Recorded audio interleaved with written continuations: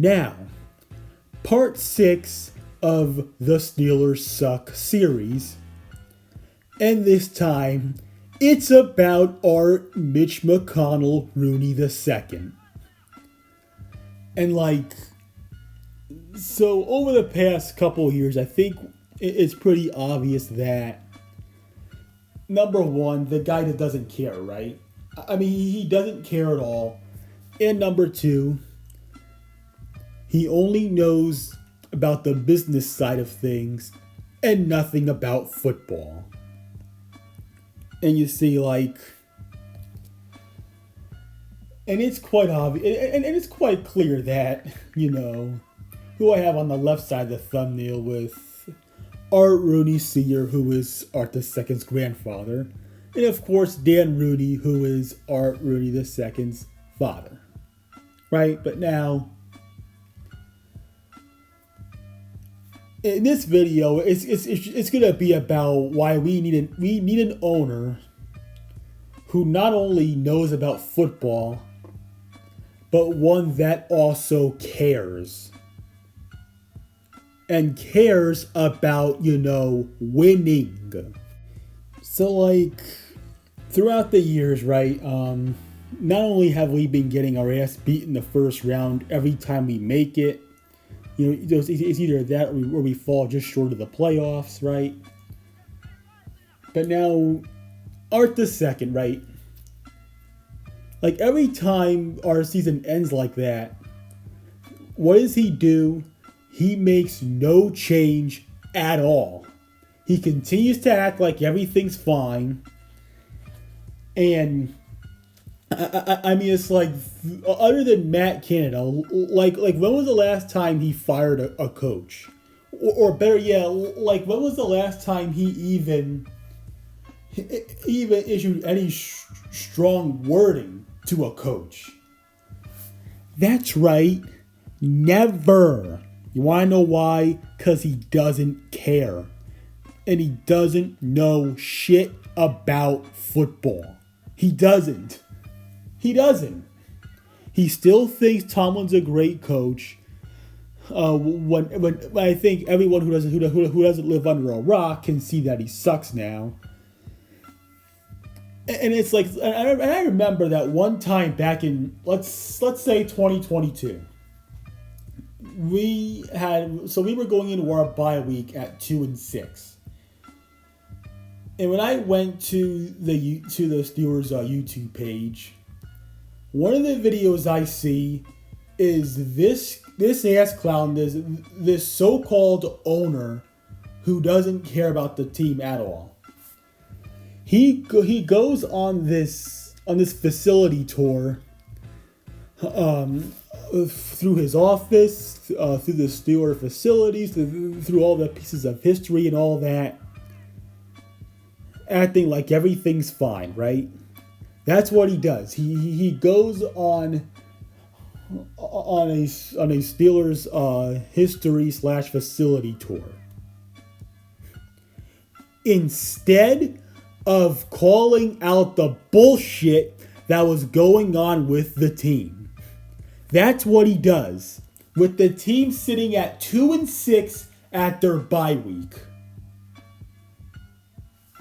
And and seeing how bad Matt Canada was, even though he eventually fired him the year after that, but still, seeing how bad he was, how bad Tomlin was, how bad the whole coaching staff was, how bad the team was, he doesn't even show any emotion towards that whatsoever. Instead, it's about how great the Steeler way used to be.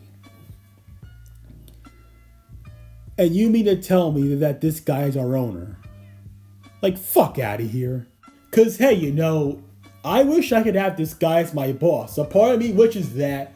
Cause if I could suck at my job that bad, and just have this guy go on history tours and shit and all that, and teach a history lesson here and there about the business, right? If I could have this guy as my boss and it would almost then hey, I mean that would make my job So much easier, and I wouldn't even have to try, right? Because, no accountability. As I've been preaching for there to be some on this channel. But nope. No accountability. None at all from this guy. He lets the coaches be shitty coaches. He lets the team continue to suck. He lets the team continue to get blown out in the first round, right? With no accountability, no firings, no changes whatsoever. Because we have an owner who doesn't give a piss about the franchise whatsoever. Because I was originally gonna make accountability a separate video, but I figured it would be better to merge it with this one. Because, you're at the top of the other chain of command with this franchise. You have the most power to dish out accountability than anybody. But yet you don't put your foot down at all. And that tells me that this team lacks leadership, not just on the roster, but throughout the front office, but throughout the whole organization as a whole. Because you holding the highest position where we need leadership the most, you deliver the least of that. So we got, beat up by Jacksonville in the divisional round years and years ago. No change was made, except, of course, we fired Todd Haley, who, yes, wasn't the greatest offensive coordinator by any means, but yet we keep, not just Mike Tomlin, but we keep Keith Butler, who is probably the worst defensive coordinator we've ever had, until, of course, Terrell Austin came, who was the new worst defensive coordinator that we've ever had. And the defense that allowed, let's see, so they allowed 38. They allowed 38 of the 45 points Jacksonville scored. And even though the offense got off to a slow start, they did come alive later on, and they kept us in the game. But yeah, let's fire the offensive coordinator instead of the defensive coordinator. So yeah, even though there was a little accountability, it was the wrong accountability. And then when we get blown out by Cleveland at home, no fans in that game because of COVID, because of the woke mind virus. So not only did Cleveland absolutely embarrass us, they had no, their head coach wasn't even there. He was sitting at home because of, the woke mind virus, right? And then they had an interim coach, and the Browns, they had a lot of guys on COVID. They had little to no time to prepare. And yet, despite that, we looked you would think we had no time to prepare, because Tomlin had zero game plan in that game. Zero. No game plan at all. Cleveland looked, despite everything that they went through with COVID, they looked far more motivated than us and far more prepared than us. And yet, Art II makes no changes. None.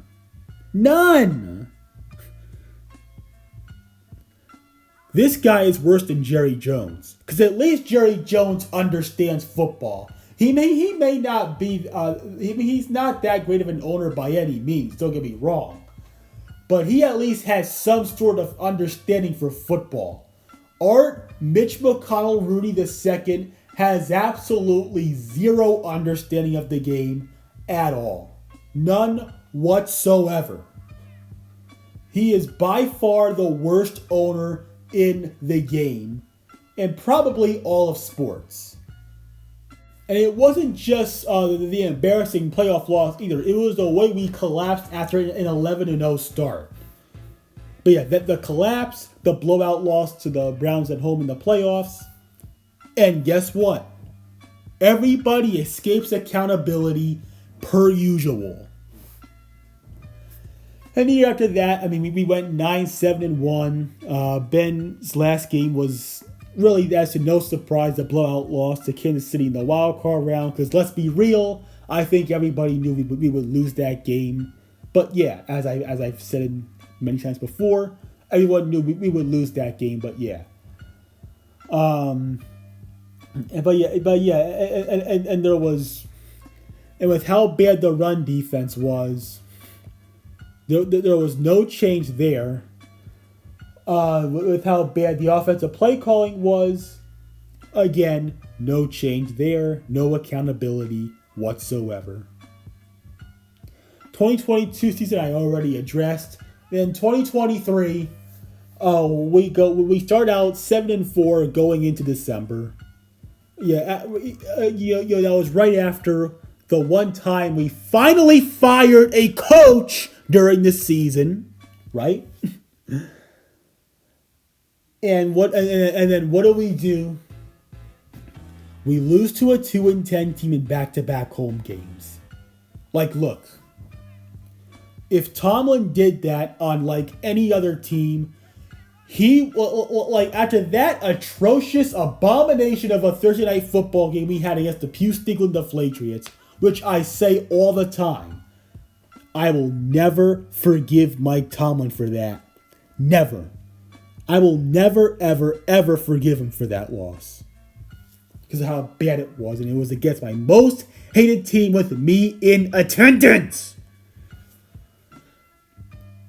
And yet, because look, any other team would have fired Tomlin the moment that clock hit triple zeros. But Art II, on the other hand, he does nothing. He doesn't even express any frustration. He doesn't show any accountability at all. He lets everything slide as usual. No change, no discipline, nothing. He acts like everything's okay. And then when we get blown out in the first round yet again in Buffalo, where we are down 21, we were down 21-0 before halftime, just like always in our playoff games in the first round. So despite that, allowing that hilarious, pathetic 50-plus yard touchdown run by Josh Allen, who was a quarterback, not a running back. Despite that, and of course losing to a 2-10 team in back-to-back home games where we didn't even try until it was too little too late.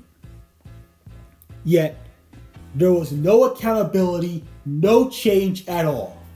None. And when I said that I was boycotting until Tomlin was gone, I saw Steelers fans ridiculed me. They bashed me for it, right?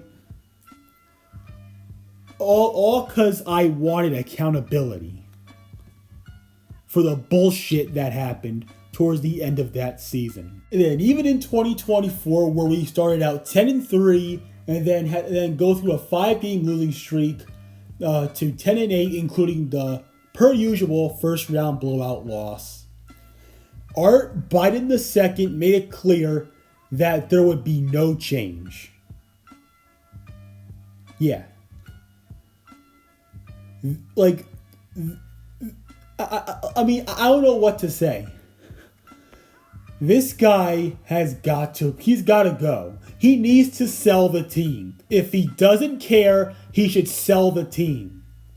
Because it's so obvious that him and Tomlin hate the franchise. Okay, they do. They hate the franchise and they don't want to improve it. They don't. I think this guy would rather improve a fucking bathroom stall than make change to this actual team. I really do think that. I think this guy would care more about improving the bathroom stalls in the stadium than improving the actual team itself. And of course, he'll continue to talk about the Steeler way and how great we used to be, not realizing, or at least not caring for that matter, that this team sucks right now. Any other team, any other owner would have fired this entire coaching staff by now, and would have made a full-on roster makeover by now. AKA, cleaning the whole house, which that'll be for the last video of the series. But with that said, it's like, we need an owner who cares, knows football, and will hold people accountable. Like, look, and I've given this example before, because since there's this thing going on that we've been trying to build like the Eagles, right? And since for the fact that we've even bought in their assistant GM, Andy Weedle, and of course trying to be like the Eagles. That'll be another video that'll be discussed later on in the series of the Steelers suck. All right, but you see, when after the 2022 season they went 14-3, they came up just short against the Chiefs in the Super Bowl. The year after that, they start out 10-1, but they collapse, get blown out in the first round. Guess what the Eagles did? Guess what Jeffrey Lurie did? That's right. He held people accountable for their bullshit. He swept as I said in that video back in January, about how he and Tomlin are holding the Steelers hostage. How Art and Tomlin are holding the Steelers hostage. Right? The Eagles, they cleared out their entire coaching staff except for Sirianni, and they let Sirianni know that he was on the hot seat for that collapse. And so the Eagles, they showed accountability. They made change because they care about winning. Hello. And they went 14-3, made it back to the Super Bowl against the Chiefs, just like two seasons prior, and that time they whooped Kansas City's ass in that Super Bowl. You see what I mean? There's got to be accountability, and it especially has to come from the owner. The owner. And now let's talk about the previous owners. Let's start with the founding owner, Art Sr. So even though he did put up with a lot of losing for decades until Chuck Noll came along. But before that, and before we had our glory days in the 70s with that dynasty we had, before that, Art Sr. used to always say, they look like the same old Steelers. Right? I think a lot of you have heard that saying before, same old Steelers. And it comes from that. It comes from Art Sr., who back in the day before the 70s Steel Curtain dynasty came along, he used to always say they look like the same old Steelers. And even though he didn't start out as a good owner at first, and the story goes that he was so disappointed with how bad the team was. He didn't even want to talk to his friends or any of that.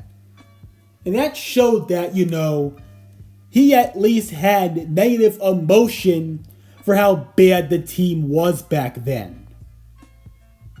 Something his grandson, Art Rudy II, doesn't even show. He acts like everything's okay. Then, of course, when Art Sr. kicked the bucket over in 1988, then came Dan Rooney, who in my opinion, is the best of the three owners, even though our holy grail, the 70s, happened under Art Rooney Sr.'s ownership. Because you see, in 88, it was right in the midst of the rebuilding years for us. When Chuck Noll had finally showed that he really was washed up, right? So that then Dan Rooney brought in Bill Cowher in '92. And even though we had our shortcomings in the playoffs throughout the early to mid '90s, still, for one, Cowher actually he got the team back into being a Super Bowl contender once again. Even though, like I said, we kept coming up short in that span, right? Dan Rooney got the team. He helped to get the team back into winning. And Cowher trademarked his defense to Blitzburg like how Noel did the Steel Curtain 2 decades prior. And of course, in the mid to late 2000s, we won. We won Super Bowls 5 and 6, and when we won the 6th Super Bowl, right? Well, on the podium, when Roger Goodell asked Dan Rooney about how he felt about in all. As the confetti was falling. He sat there and said that he wants the team to not only win more championships but build a whole new shelf, right? You see, Dan Rooney cared, and that's why I think he is the best owner of the three, right? And that speech alone proves it.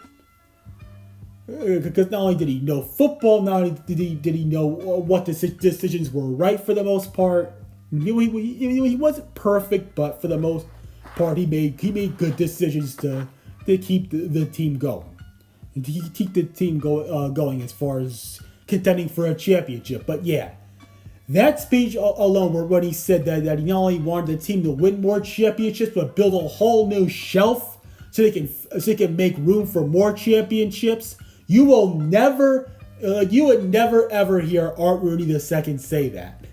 I'm telling you'll never hear him say that. Not just because, for one, he'll never win a Super Bowl with us as our owner, but it's also because he doesn't care and he doesn't know anything about running a football team at all.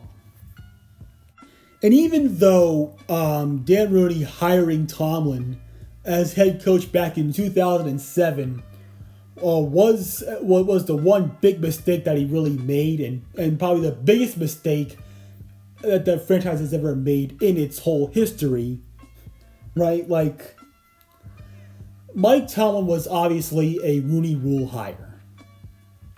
But it's even more of a mistake for Art Rooney II to continue to put up with him.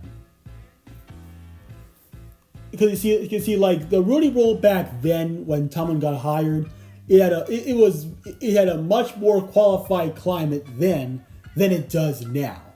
Like, if Dan Rooney was alive today and he saw how bad Tomlin has been in the playoffs lately, I think by the time, I think after the Browns playoff loss, I think right by then, Dan Rooney would have said, you know what, I've had enough of this. Tomlin, you're gone.